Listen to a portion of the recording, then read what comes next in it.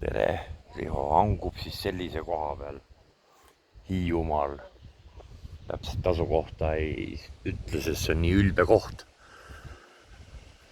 Selline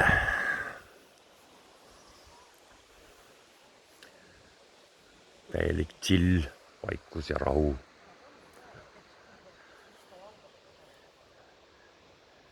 Et sihuke hangumise koht. Seal oli väike grill ja söök ja tuulehaug ja jutud, särgid, värgid. Ja siis ja siis hangume siin niimoodi. Aga noh, homme jähkat. Vot nii. Siis ma tahan demonstreerida veel väga udupent loomatõrje aiamaa, mismoodi peavad olema köögiviljad istutatud. Kohe lähen näitan. Vot niimoodi kaitstakse Hiiumaal. Noh, jah, näe, siin on veel kaev ja keller ja õunapuud, golfimuru siin. Aga näed,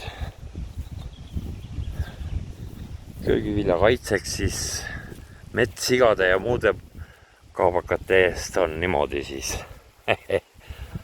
pandud, et oleks ülbe. Noh, kasvuhoonet täna aasta ei ole siin. Vundamenti järgi metssead lõhkusid ära. Ja noh, siin on siis niisugune tagasihoidlik aiamaa, mis on piiratud. Oi pagan, nüüd ma olen ka siin territooriumil, ma ei tea. Perenaine võib soolapüssiga tulla. Näe, barbari kooki saab teha ja värgid, särgid. Siin on isegi mõni räim ujub siin. Aga võib-olla enam ei uju, ei teagi. Et sihuke tillimise koht. Aga vot nii. Davai.